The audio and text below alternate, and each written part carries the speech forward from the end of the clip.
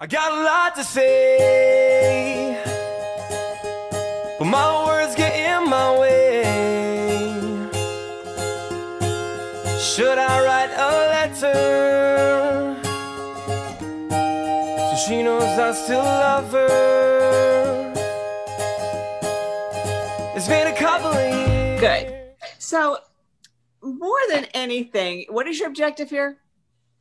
To prove that I'm innocent and to explain why I wrote the letters. Good. So basically you're defending your position, right?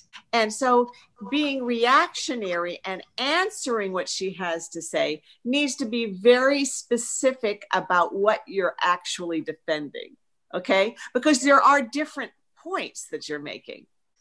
So, because some of it is sort of all the same because you're just going, yeah, but that's not true. And that's not true. And that's not true. And that's not true. So you need to really be specific about how you're defending yourself. Okay. Let's just start again, and I'll stop and start and just to talk about how to answer. Okay. Because answering is really, really important in any kind of acting. That's what acting is reacting. You've got to make every single sentence an answer to what they're saying, even though, eventually you're not going to hear them say anything at all. Making sure that you really make it an answer is important. Okay. So let's start again. I guess I should tell you a little bit about Josh. He was your sister's boyfriend, right? He and Margot have been together for the past 2 years. 2 years? Man, that sucks. But before Margot even cared that he existed, he was my first boyfriend. Wait, I thought you said you never had a boyfriend. Well, boy, who was a friend. Oh, okay, the only thing I have to say about that so far is that, what's his name, Josh? Yeah. Josh and Margot. Okay. Now they're very two different people. Okay.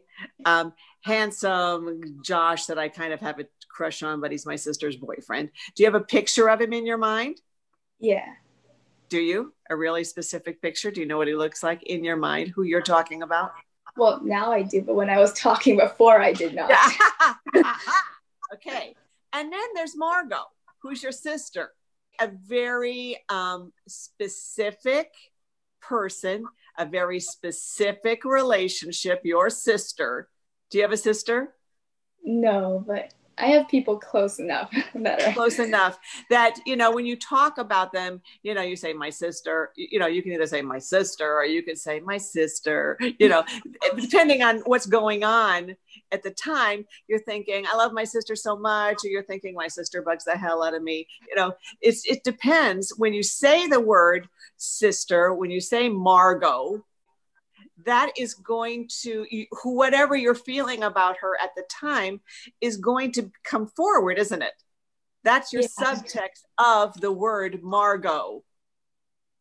Okay. So let's just try that again and see if really, seeing the person in your mind and feeling what you feel about them as you say the name makes a difference. Okay. I guess I should tell you a little bit about Josh. He was your sister's boyfriend, right? He and Margot have been together for the past 2 years. 2 years? That sucks. That is a long time. But before Margot even cared that he existed, he was my first boyfriend. Wait, I thought you said you never had a boyfriend. Well, boy who was a friend. Just a friend? That's nothing. I could talk to him about anything. So now she said, that's nothing. Now, what is your answer to that's nothing? Is it's not nothing. I could talk to him about anything is the answer to it's nothing. So say for me, it's not nothing. It's not nothing. Now, why not? I could talk to him about anything. There. Do you see the difference? Yeah. Okay. So remember, you're answering her. That's the whole reason we write monologue to dialogue. is to make your line an exact answer, response to what she says. What does her saying, "That's nothing," make you feel or think? Like, it wasn't nothing. Don't downplay what we had. Yeah, because you have a tender memory of what it was. It wasn't nothing. It was something. I could talk to him about anything. It was great, right? Wasn't it good? Yeah. So it's not just about getting back at her. I could talk to him about anything. No, it's like, no, it was something. So just think, no, it was something before. Let's try that same place. Oh, just a friend? That is nothing. I could talk to him about anything. Really? Anything? We really understood one another. Good. And that's different, isn't it? Then I could talk to him. It was so nice. We really had this connection, right?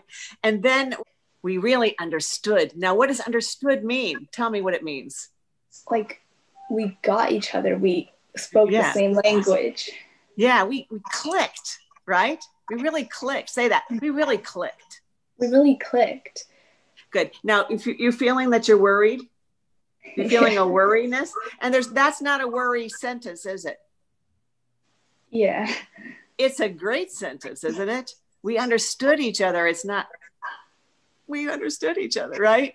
Yeah. So see if we can get rid of the worry feeling, okay? Let's go back to the same place, please. Oh, just a friend? That's nothing. I could talk to him about anything. Really? Anything? We really understood one another. Okay, I guess I'm starting to understand. So you and Josh were friends until he and Margot started dating. We didn't stop being friends when Josh and Margot got together. It was just different. Now, how are those two things different? Did you see those two things, Felicia? Yeah. You're like, we didn't stop. We were still friends. Say that. We didn't stop. We were still friends. We still talked. Say that. Just talk about it.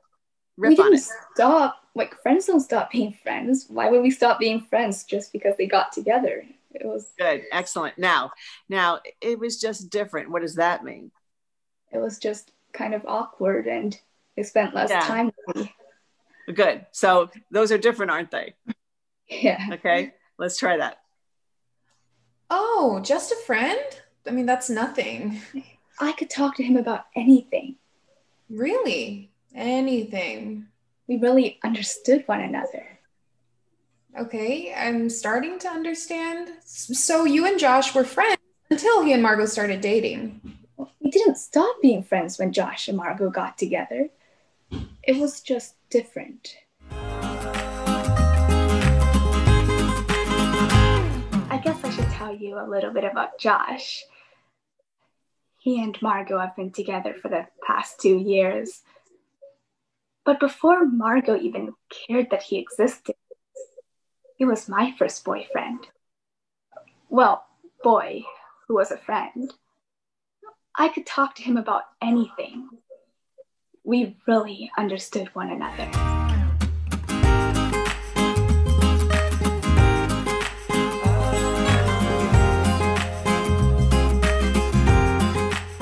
Okay, so what's really important is where you're coming from, okay? Because that's what sets up your whole tone for the rest of the monologue. What was the conversation that led into that first line? Why are you saying, I guess I should tell you a little bit about Josh? Okay, why? What was the conversation? It was, well, like my friend Chris was asking me, like, what's going on? Why are there, so many guys around you now? I thought your life was really boring and plain. Like, you need to tell me what's happening. And she knows about the letters already, right? She knows about them. So she's saying, what in the hell is with the letters? And why are you writing to Josh? That's your sister's boyfriend. What are you doing? And you're going, it's a little bit complicated. Right? And then she says, complicated for sure, but what's going on? And you go, Well, I guess I should tell you a little bit about Josh. See, you know what I'm saying? It's got to come from you defending yourself and saying, it's not what you think. It's not what you think. This is what it is. Do you know what I'm saying? And Yeah. once you get that flavor going of what you're really doing, it's that tells you what you're doing in the scene. You're trying to make yourself look more innocent. Because it's, you know, I've known him for a long time. All of that is excuses, aren't they? I mean, they're real excuses, but they're excuses for what and how this all happened. Okay, it's not just a speech about Josh and all that. I'm getting a little bit of that. Do you understand what I mean? Yeah. That the whole purpose of every line you say is to make yourself look more innocent. That should really be your objective. I see. Okay. Doesn't that make sense to you? Yeah, that does. Okay. And so therefore, it's not so much, I'm telling you something, I'm telling you something, I'm telling you something. Because that's the last thing we ever want to do. We're not just telling, we're doing. We're doing. And so what you're doing is making yourself look innocent. Yeah. Okay. You want to try it again, thinking about that? Yeah. So my objective is to make her understand why I'm innocent. Why this? Yeah. It's not as outrageous as you think it is. I'm not bad. I was friends with him way before, you know, and, you know, sure, I like him, you know, and but we were still friends. And I really think my sister deserves this. It's not like I'm a bad person. And I think I'm trying to steal my sister. You see what I'm saying? It's a different kind of feeling than just talking about it. Yeah, I think I get it. Just kind of doing it. I need to. Yeah. Let's try it. I guess I should tell you a little bit about Josh. He and Margot have been together for the past 2 years. But before Margot even cared that he existed, he was my first boyfriend. Well, boy, who was a friend. I could talk to him about anything. We really understood one another. We didn't stop being friends when Josh and Margot got together. It was just different. It's not that I wanted to steal my sister's boyfriend or anything. I was super happy for Margot. She deserves a great guy like Josh. And so I wrote him a letter. I wasn't going to send the letter or anything. It was just for me to understand how I was feeling. But really, I guess it was mainly about how sometimes I imagined what it would have been like if I'd realized how I felt about him sooner. My letters are my most secret possessions. I write a letter when I have a crush so intense, I don't know what else to do. And Margot would say I'm being dramatic. But I think drama can be fun. Just as long as nobody else knows about it. Night and day, right? Yeah. Did that make a huge difference? And that was really an excellent adjustment. You did it on the spot. You did it on the spot. Okay. What made it different for you? I think it was I guess before, even though I wasn't intentionally doing this, I was kind of thinking of it as just telling a story, kind of just, you know, telling her what happened, but not without an objective, without like really right.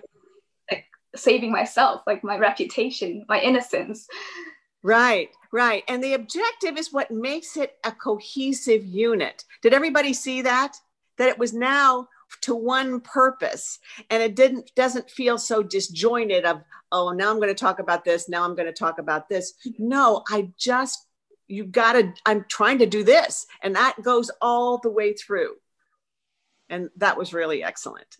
Thank you. I felt the change. It felt better.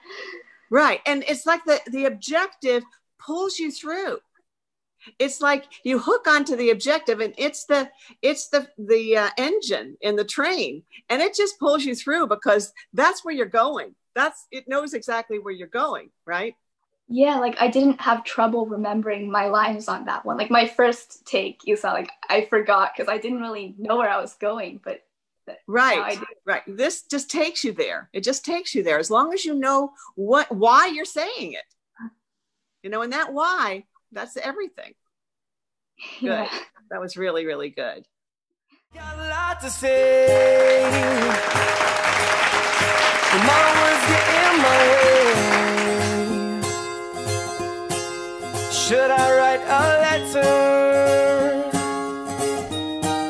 so she knows I still love her?